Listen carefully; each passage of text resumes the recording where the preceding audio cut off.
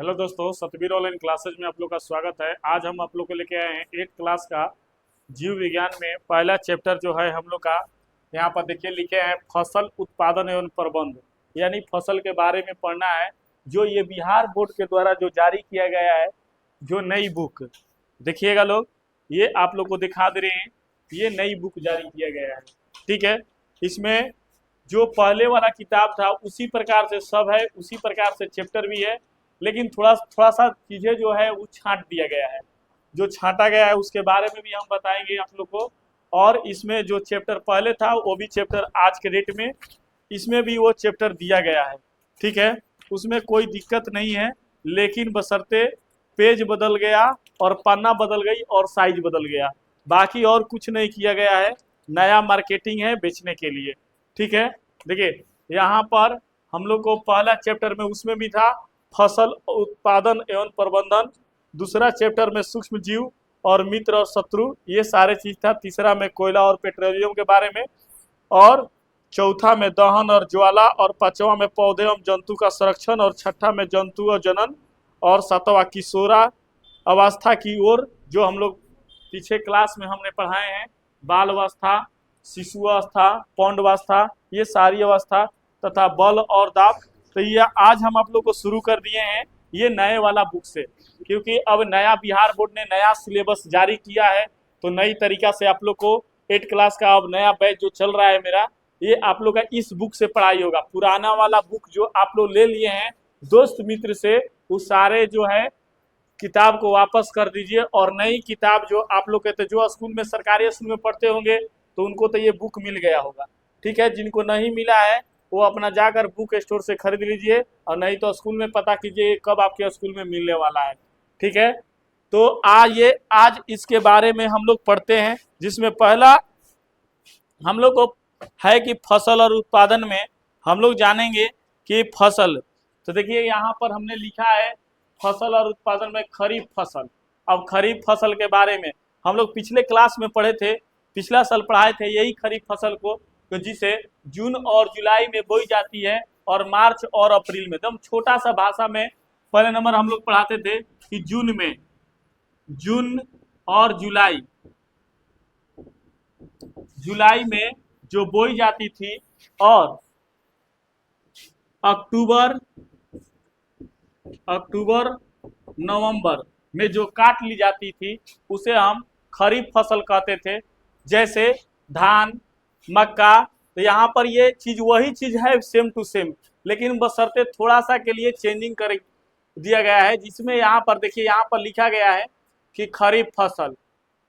खरीफ फसल का मतलब वो फसल जिन्हें वर्षा ऋतु में बोया जाता है और खरीफ फसल कहलाती है। मतलब कि जो वर्षा ऋतु में बोई जाएगी उसी बात का है कि बरसात कब होती है भाई, तो जून से लेकर हम लोग का सितंबर तक होता है। अक्टूबर में बारिश बुढ़ा जाता है, ठीक है।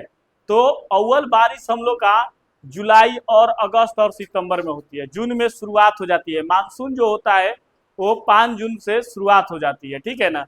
तो यहाँ पर यही चीज लिखा है कि खरीफ फसल, तो वह फसल जिन्हें वर्षा ऋतु में बोया जाता है ये खरीफ फसल कहलाती है। यही को हम लोग पिछले क्लास में ये चीज को जो पीछे हमने बात बताया आपको। अब यहाँ पर लिखा है कि भारत में वर्षा ऋतु समानांतर जून से सितंबर तक होती है। यही चीज को यहाँ पर काट दिया गया है। वहां पर लिखा गया था कि जो जून और जुलाई में बोई जाती है और अक्टूबर नवंबर में काट ली जाती है उसे हम खरीफ फसल कहते हैं, जैसे गेहूं, मक्का, ये सारे चीज बोला जाता था। तो यही लिखा है कि जून और सितंबर तक होती है, जैसे धान, मक्का, सोयाबीन, मूंगफली, कपास इत्यादि, ये सब सारे क्या है, खरीफ फसलें। तो खरीफ फसल के बारे में हम लोग ऐसे भी जानते हैं ज्यादातर, ठीक है। लेकिन फिर अब इसके बाद हमने यहाँ पर नोट में एगो बात आप लोग को बता दी, ये आपके नई वाला बुक में दिया है। देखिए ये जो चीजें दिए हैं आपके न्यू वाला बुक में जारी किया गया है। देखिएगा यहाँ पर लिखा हुआ है कि खरीफ फसल वह फसल जिन्हें वर्षा ऋतु में बोया जाता है वो खरीफ फसल कहलाती है, और वर्षा ऋतु में समानांतर जून से सितंबर तक होती है। धान, मक्का, सोयाबीन, मूंगफली, कपास इत्यादि ये सारे खरीफ फसलें के अंतर्गत रखा गया है।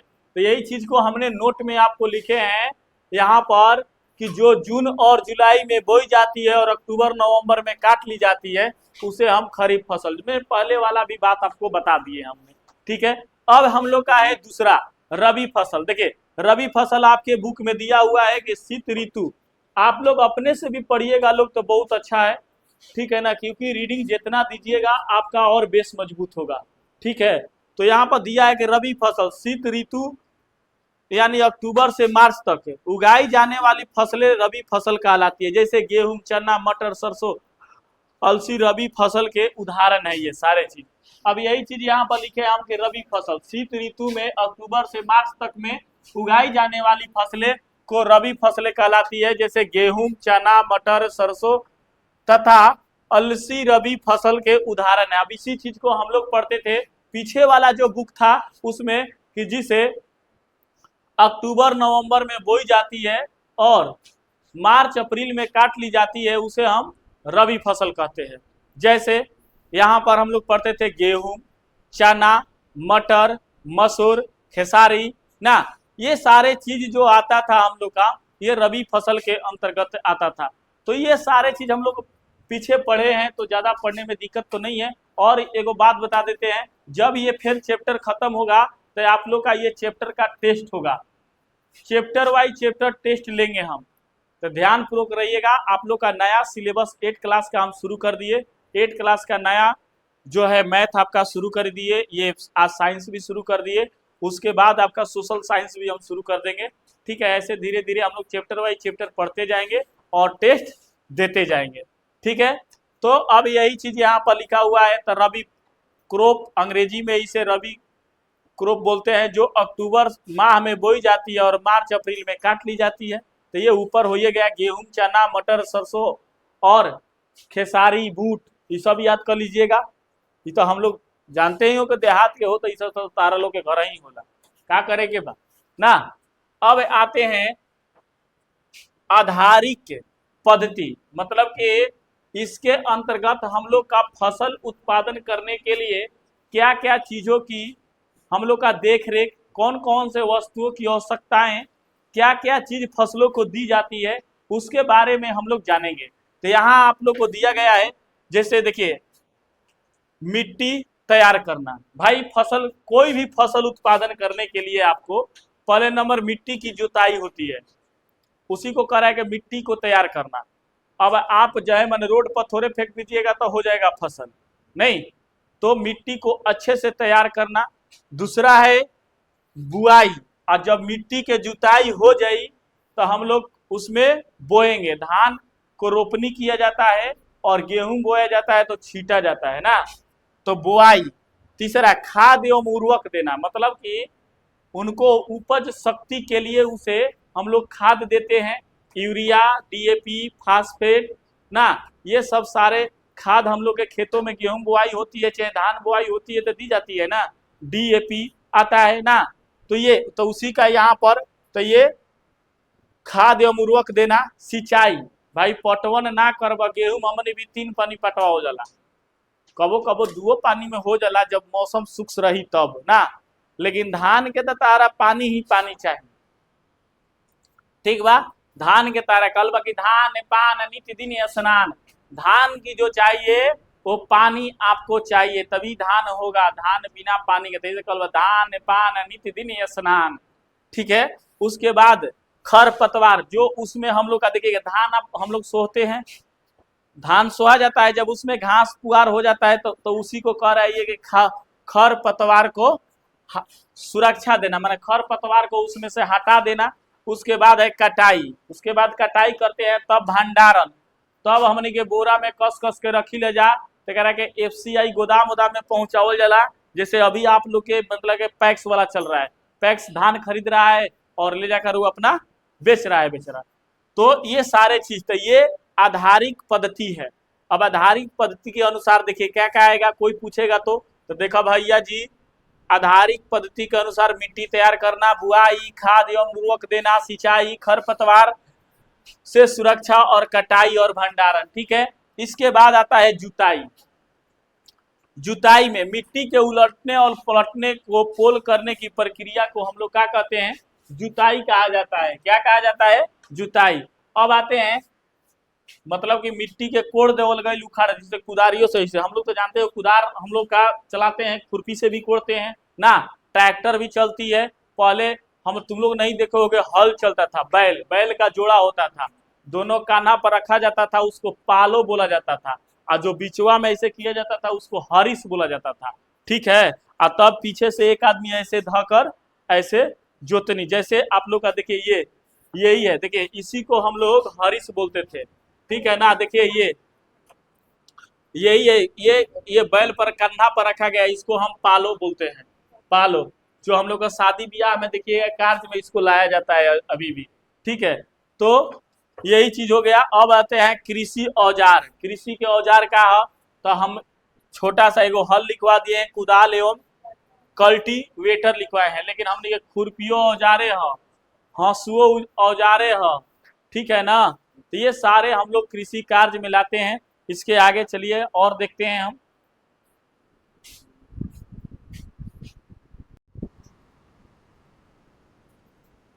देखिएगा, इसके बाद हम लोग फसल वाले जान गए। अब फसल की खेती के लिए हल के आज बारे में जानेंगे कि हल का उपयोग पुराने जमाने में कैसे किया जाता था और उसको कैसे उपयोग में लाया जाता था। ठीक है। देखिए यहाँ पर हल, प्राचीन काल में से ही हल का उपयोग जुताई, खाद उर्वरक को मिलने वाले खरपतवार से निकालने एवं मिट्टी खुरचने के लिए किया जाता था। ठीक है। इसके बाद है इसमें कि यह औजार लकड़ी का बना होता बना होता है, जिसे बैलों की जोड़ी अथवा अन्य पशुओं के घोड़े ऊंट की सहायता से खींचा जाता है। इनमें लोहे की मजबूत तिनकोनी पत्ती होती है, जिसे फाल कहते हैं। देखिएगा, ये जैसे न फाल ऐसे होता था लोहा का, ये इस प्रकार से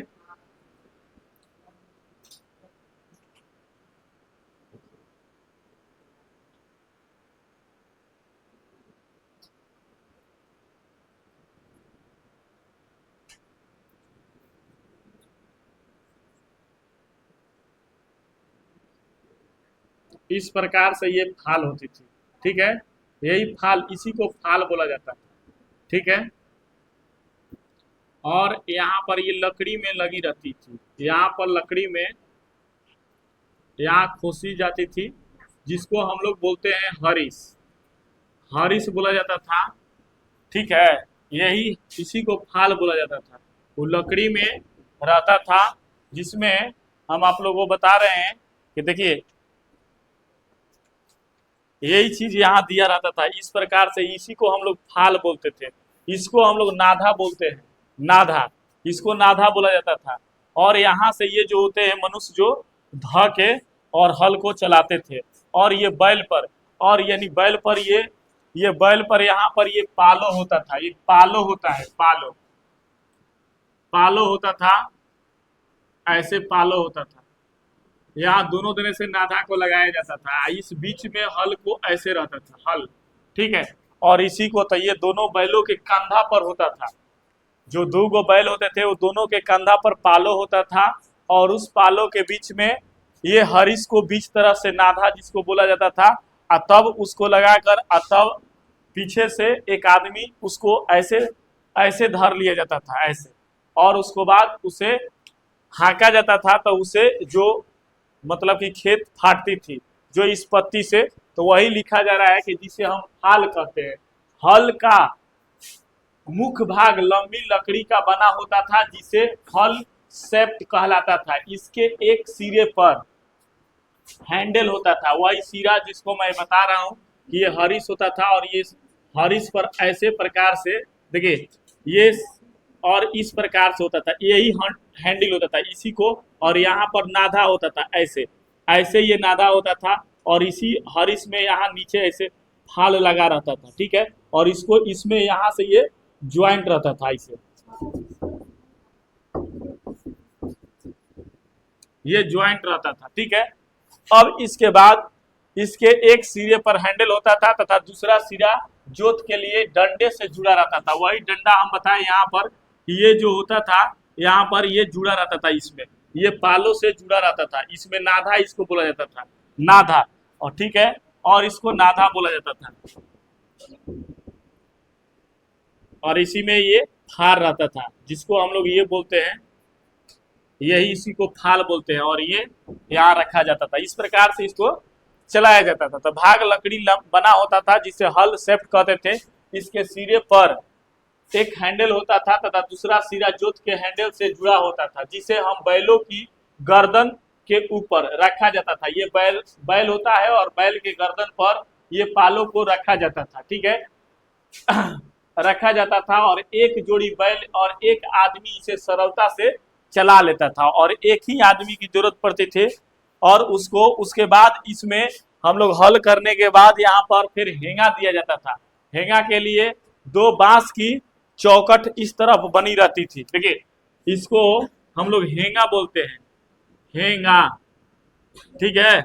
इस तरह से दो गो बांस को इस तरह बांधा रहता था, और यहाँ से फिर इस बैल में नादा से जोड़ा जाता था, और इस पर व्यक्ति लोग चढ़ जाते थे और मिट्टी उससे बराबर की जाती थी। जो आज के डेट में मिट्टी बराबर की जाती थी, उस प्रकार से उस समय उस बैलों से मिट्टी बराबर की जाती है।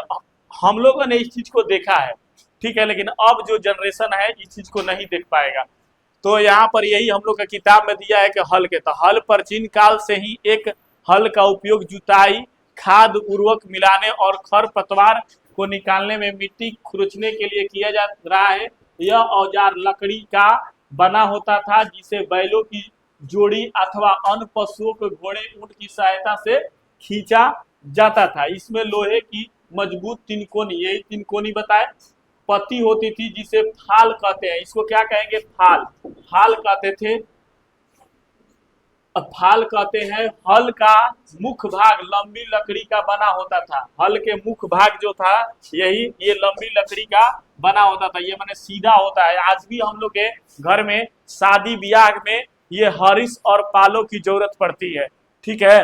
मड़वान में देखिएगा लोग, हम लोग के घर में जो शादी विवाह होती है उस मड़वान में एक बीच में देखिएगा लोग तो टीना एथी रहता होगा, डिब्बा रहता होगा, वो डिब्बा में पालो इसमें और हरिस को गाड़ा जाता है, और चारों पार्टी से आम के पलो देखते होंगे उसमें बना हुआ रहता है, ठीक है। तो इसकी आज भी जरूरत है।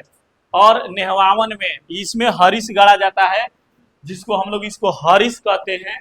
और जो नेहवावन होता है उस समय, नेहवावन के समय वही जो ये काना, बैल के काना पर जो पालो रखा जाता है उसी पर आदमी को, मतलब कि हम लोग का शादी ब्याह होता है तो नेहवावन इसी पालों पर किया जाता है, ठीक है ना। तो ये बहुत उपयोगी होता है, आज भी इसकी जरूरत है। खैर, हल का मुख्य भाग को लंबी लकड़ी से बना होता है जिसे हल शेफ्ट कहते हैं। इसके एक सिरे पर हैंडल होता है तथा दूसरा सिरा जोत के डंडे से जुड़ा होता है जिसे एक बैलों की गर्दन के ऊपर रखा जाता है। एक जोड़ी बैल एक आदमी से इसे सरलता से चला लेता था, ठीक है।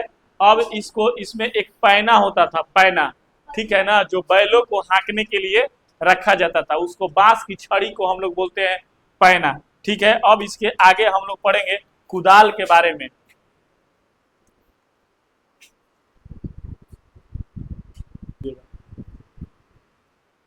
देखिए कुदाल, कुदाल से यह एक सरल और जिसका उपयोग खर पतवार को निकालने और मिट्टी को पोल, पोल का मतलब कोड़ने का काम करता है।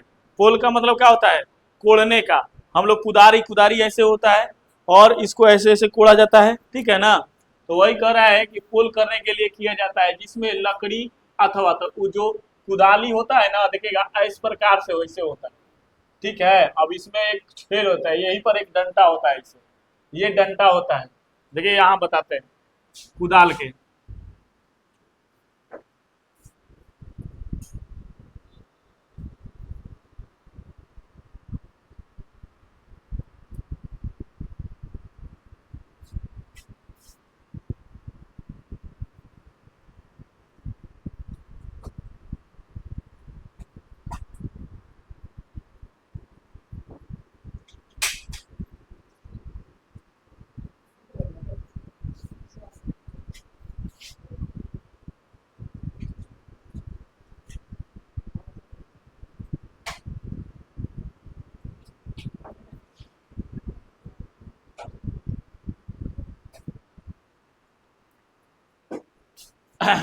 इस प्रकार से कुदाल होता है, यहाँ होल होता है और ये ऐसे होता है,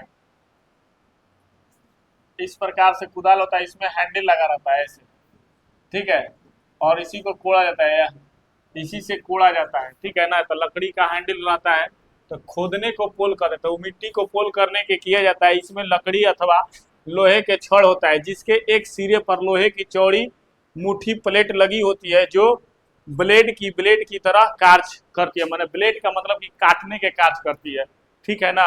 इसमें बड़ा सा अगर हैंडल लगा दिया जाए और हरिस में जोड़ दिया जाए तो मतलब कि बैल से भी जोता जा सकता है, ठीक है ना, जिसको। इसके बाद हम लोग आते हैं कल्टीवेटर। कल्टीवेटर का मतलब होता है, इसको हम लोग यहाँ पर भोजपुरी भाषा में पलाऊ बोलते हैं।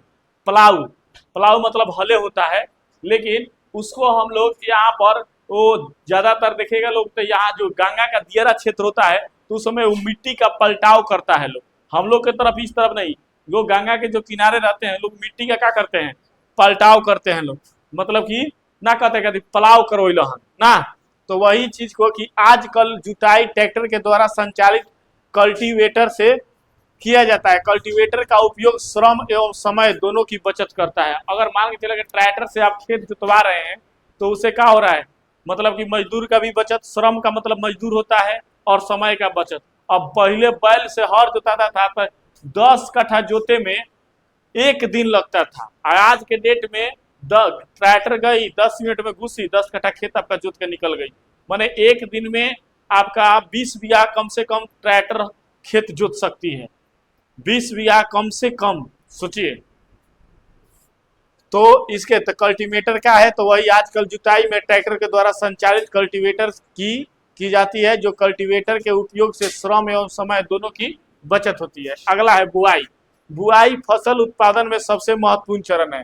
अच्छा फसल बोइएगा अच्छे से तो अच्छा फसल काटिएगा, तब बोने से पहले अच्छी गुणवत्ता वाले साफ एवं स्वस्थ बीजों का चयन किया जाता है, जो किसान अधिक उपज देने वाले बीजों की प्राथमिकता देता है। यही है बीज बुआई। आगे है सीड ड्रिल। क्या है, देखिए सीड ड्रिल क्या होता है ना, कि देखिएगा ट्रैक्टर होती है लोग, तो उसमें एक निचवा एक ट्रैक्टर जो होता है ऊपर में ऐसे डिब्बा जैसा होता है, ऐसे जो हर होता है, हरवा के ऊपर ऐसे ऐसे दोनों तरफ से डिब्बा होता है, और इसके नीचे हरवा के नीचे नीचे एक देखिएगा पाइप ऐसे रहता है, पाइप पाइप रहता है। अब इस पाइपवा में एक ऐसे ऐसे होल रहता है, इसमें क्या बीज डाल दी जाती है, इसमें बीज, इसमें बीज। अभी क्या करेगा, जहां जोताई हो रहा है इसमें हल से, अब जोताई हो रहा है तो ये इसके सामने बीज गिरेगा तो क्या हो जाएगा, मिट्टी से तोपा जाएगा डायरेक्ट, ठीक है ना। तो मिट्टी से तोपा जाएगा तो ये इसमें जो ये पंछी होती है लोग, वो उस मान के चले ऊपरे ऊपरे ले जाकर गेहूं छीट दीजिए, तो क्या करेगा, कबूतर पंछी लोग उसको चुन कर खा जाएगा ना, तो आपका वहां पर फसल कम मात्रा में होगा। तो इसीलिए यहाँ पर ये व्यवस्थाएं चली है। तो सीड ड्रिल का आजकल बुआई के लिए ट्रैक्टर के द्वारा संचालित सीड ड्रिल का उपयोग होता है। इसके द्वारा बीजों के समान दूरी पर गहराई बनाई रहती है, और इसे बीजों की पंछियों के द्वारा, माने पंछी मतलब चिड़िया, पंछियों के द्वारा खाए जाने से रोका जा सकता है। इस तरह से हम लोग, इसलिए हम लोग सीड ड्रिल का उपयोग करते हैं, ठीक है ना। इसके बाद है खाद एवं उर्वरक का मिलाना। ये क्या है, तो खाद एवं उर्वरक वे पदार्थ जिन्हें मिट्टी का पोषक स्तर बनाए रखने के लिए मिलाया जाता है, उन्हें हम खाद एवं उर्वरक कहते हैं। माने मिट्टी के पोषण से, देखिएगा हम लोग फसल उत्पादन करने के लिए जिसे धान बोते हैं, गेहूं बोते हैं, तो उसमें यूरिया खाद देते हैं, डीएपी देते हैं, फास्फेट देते हैं, पोटास देते हैं, नहीं, क्योंकि आपका वो मिट्टी जो है उर्वरक शक्ति को बढ़ाया, और आपका गेहूं हो चाहे धान हो, ये सब फसलें आपका उपज अधिक से अधिक मात्रा में हो और अधिक से अधिक आप उत्पादन कर सके ना। तो ये अब इसके बाद हम लोग पढ़ेंगे, इसके बाद हम लोग पढ़ेंगे उर्वरक और खाद में अंतर, ठीक है, उर्वरक और खाद में अंतर।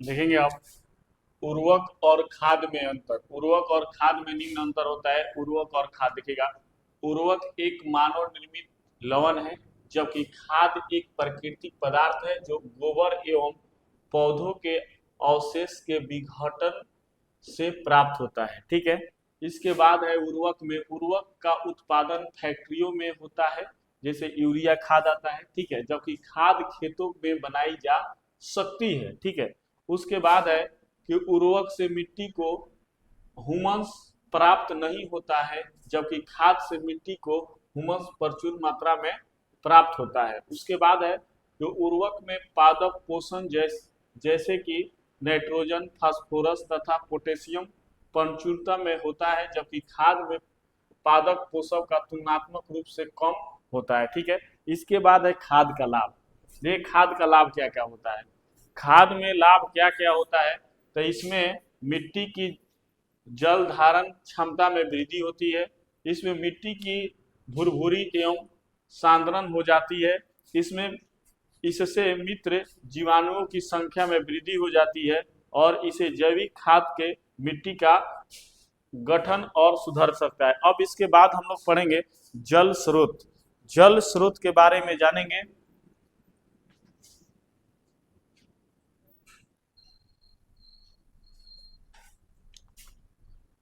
अब देखिएगा सिंचाई की व्यवस्था, मैंने सिंचाई का स्रोत क्या क्या होता है। देखिए, कुएं से पहले पटवन की जाती थी, जल जलकूप, तालाब से, झील से, नदिया से, बांध से एवं नगर इत्यादि से जल का स्रोत है। ये सब मतलब कि सब से जल सिंचाई की व्यवस्था में लाई जाती है। देखिएगा एगो नोट में लिखे हैं कि खर पतवार को हटाने को निराई कहा जाता है। देखिए, जो खर पतवार हटाया जाएगा, खेत में जो फसल लगी रहती है उसको मतलब कि हम लोग कहते हैं कि सोहा जाता है।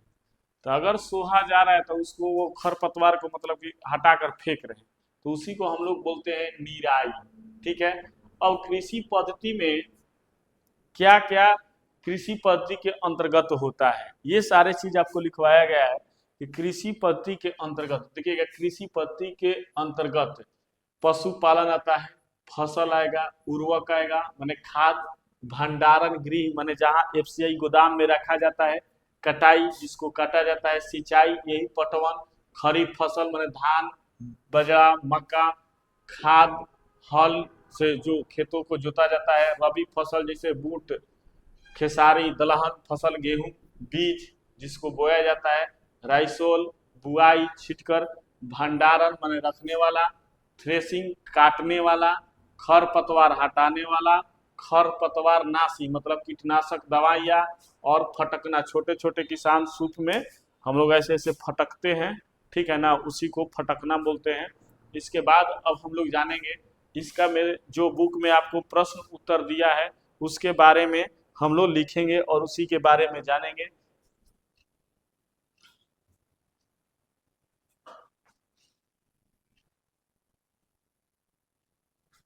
देखिए लो, ये हम लोग का प्रश्न उत्तर है। जो उचित शब्द को छांट कर स्थानों की पूर्ति कीजिए, और इसमें यहाँ पर दिया है कि तैरना, जल, फसल, पोषक, तैयारी। ठीक है, तो अब बताइएगा आप लोग कि इसमें के एक स्थान पर एक ही प्रकार के बड़ी मात्रा में उगाए गए पौधों को क्या कहते हैं। तो पौधों को उगाए गए के बताइए क्या कहते हैं। तो इसमें हम लोग, आप लोग जानते हैं कि इसको क्या कहेंगे, फसल। क्या कहेंगे बबुआ, फसल। ठीक है, इसके बाद है हम लोग का दूसरा प्रश्न है, बताइए तो दूसरा का आंसर बताइए लोग, दूसरा का आंसर बताइए।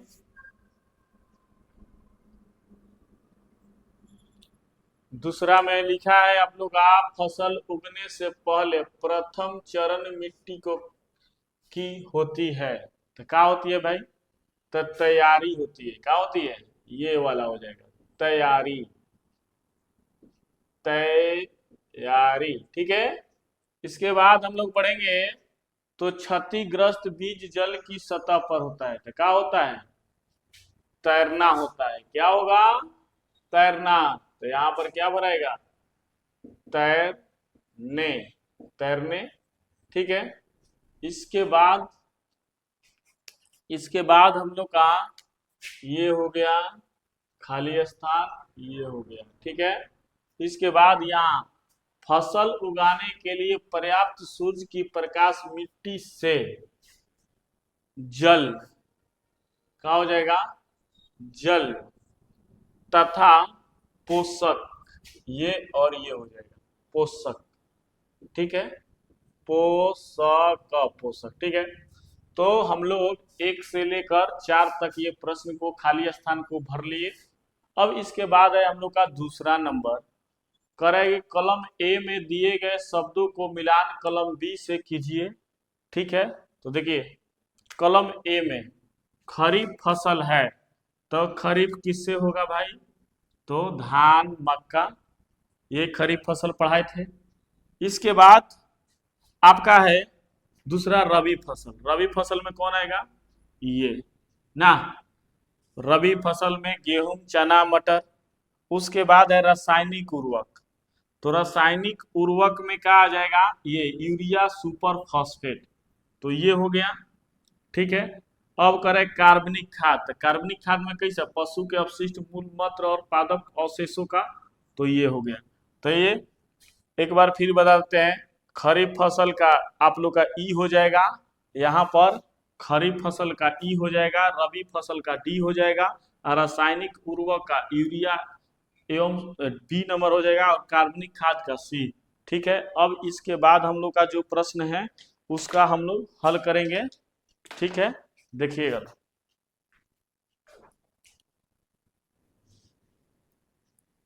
अब देखिए हम लोग का 3 नंबर प्रश्न में दिया है कि निम्न में से दो दो उदाहरण दीजिए खरीफ फसल का। खरीफ फसल के उदाहरण में पूछा है, तो क्या हम लोग जानते हैं खरीफ फसल का क्या हो जाएगा, धान, दो गो पूछबे किया है, धान, मक्का, ठीक है, और बजरा, मसूर, ये सारे चीज जो आते हैं ये हम लोग को काम में आ जाएगा बबुआ, तो खरीफ फसल में। अब इसके बाद बोला है रबी फसल में। रबी फसल में, तो रबी फसल में क्या आ जाएगा, दो गो उदाहरण, यानी बताइए लोग, एगो चना आ जाएगा, ठीक है, गेहूं आ जाएगा, और भी हो जाएगा, लेकिन दो गो पूछबे किया है, दोनों आंसर हमने बता दिया। अब इसके बाद हम लोग देखेंगे 4 नंबर प्रश्न, क्या देखेंगे, 4 नंबर प्रश्न।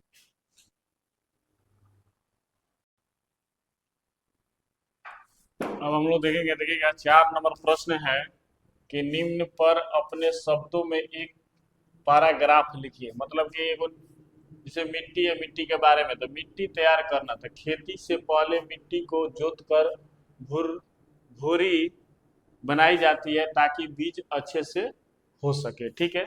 अब दिया है बुआई, तो बुआई में बीजों को खेत में बोया जाता है, इसे सही समय और दूरी पर किया जाता है, ठीक है। इसके बाद दिया है निराई, ये भी आपको बुक में पढ़ा दिया है कि निराई में खेतों से खर पतवार हटाए जाते हैं ताकि फसल ठीक से बढ़ सके, जिसको हम लोग यहाँ अपने सोहनी बोला जाता है। थ्रेसिंग, थ्रेसिंग में फसल से अनाज को अलग किया जाता है, यह काम हाथ या मशीन दोनों से किया जाता है, ठीक है ना। मतलब कि थ्रेसर होता है, उसमें हम लोग का, तो ये काम हम लोग का हो गया। अब इसके बाद हम लोग 4 तक प्रश्न हो गया, अब 5 नंबर प्रश्न देखेंगे, तब तक आइएगा लोग। देखिए हम लोग 5 नंबर प्रश्न देखते हैं।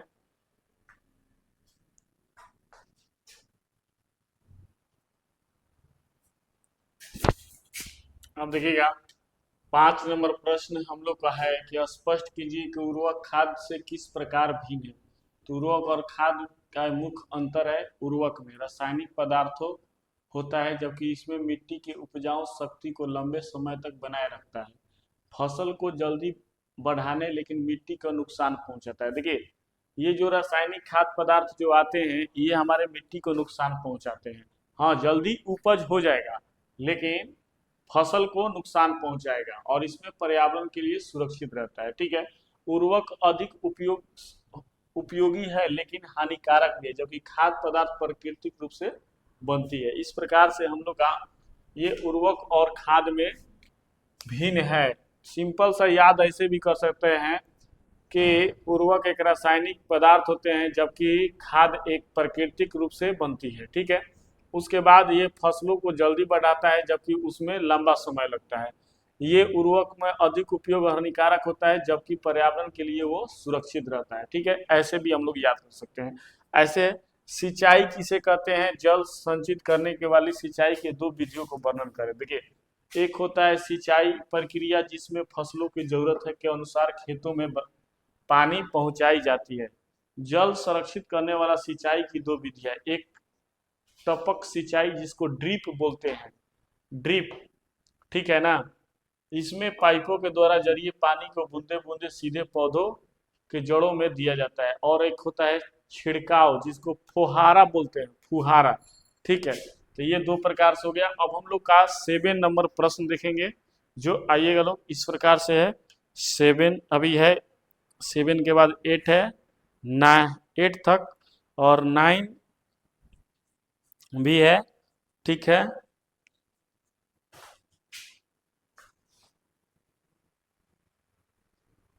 अब देखिए 8 नंबर प्रश्न, 7 नंबर प्रश्न है बबुआ कि यदि गेहूं को खरीफ ऋतु में उगाया जाए तो क्या होगा, चर्चा कीजिए। तो देखिए, खरीफ फसल में गेहूं का उपजाया गेहूं नहीं हो पाएगा। सिंपल सा बात है कि बरसात ज़्यादा होती है तो गेहूं का बीज जो है वो सड़ जाएगा, खराब हो जाएगा।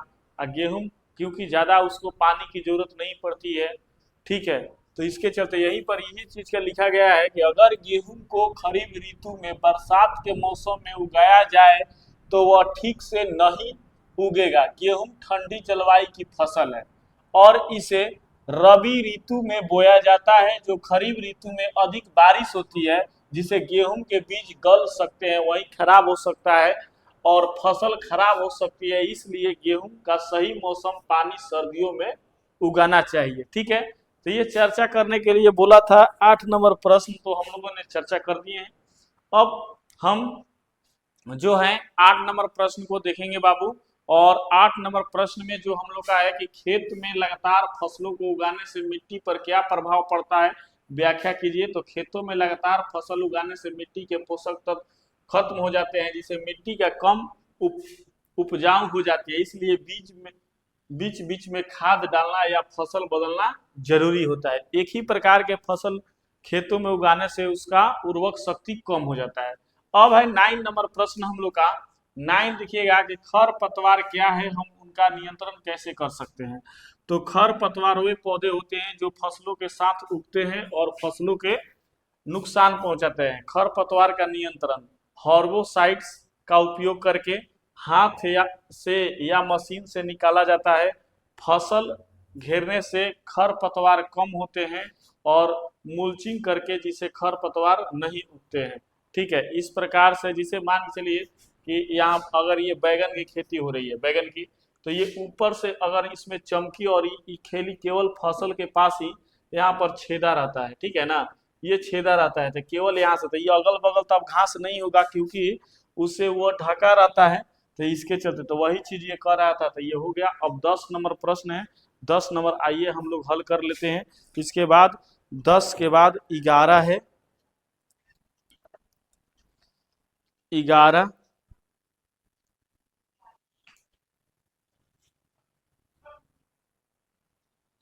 चलिए हम लोग देखेंगे 11 नंबर प्रश्न होगा कि निम्न बॉक्स को सही क्रम से इस प्रकार लगाइए कि गन्ने की फसल उगाने में रेखांकित चित्र तैयार हो जाए। ठीक है, तो देखिएगा, फसल को चीनी मिल में भेजना है, सिंचाई और कटाई, बुआई, मिट्टी तैयार करना, खेतों की जुताई करना और खाद देना। तो इसमें सबसे पहले कह रहा है कि इसको सजा कर लिखिए। तो देखिए, सबसे पहले हम लोग क्या करते हैं, एकदम सिंपल सा बात है। अगर हम लोग किसान के बच्चे हैं तो ये बात को समझ में इतना तो आता है भाई कि सबसे पहले क्या किया जाता है। तो सबसे पहले खेत की जुताई की जाती है, ठीक है, और तब मिट्टी को तैयार करना है, और तब बुआई, और तब कटाई, और तब सिंचाई, और तब खाद। तो ऐसे ऐसे हम लोग को दिया है। तो सबसे पहले नंबर हम लोग को क्या लिखना है, ये बोला है ऊपर प्रश्न पढ़िएगा। तो आप लोग को प्रश्न में बोला है कि निम्न बॉक्स को क्रम को सही से दर्शाना है।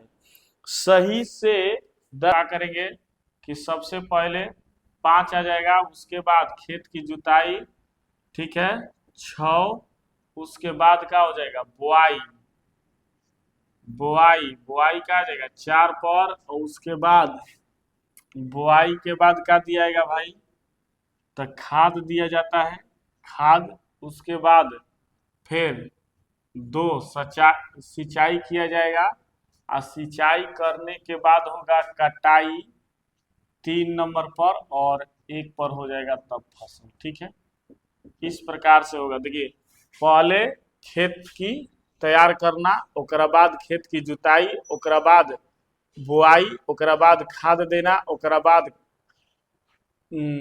सिंचाई, उसके बाद कटाई, और तब इस प्रकार से हम लोग का ये 10 नंबर का प्रश्न का आंसर हो गया। ठीक है, अब इसके बाद हम लोग का है 11 नंबर प्रश्न, 11 नंबर प्रश्न। ठीक है, तो आगे वाले वीडियो में हम बता देंगे 11 नंबर प्रश्न का आंसर भी आप लोग को करवा देंगे, 11 नंबर प्रश्न का। ठीक है, और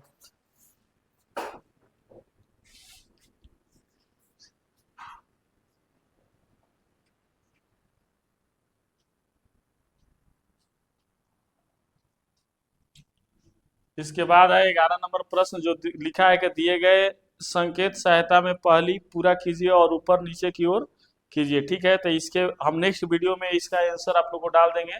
तब तक के लिए वीडियो अगर पसंद आएगा तो लाइक कीजिएगा, शेयर कीजिए, कमेंट कीजिए। धन्यवाद।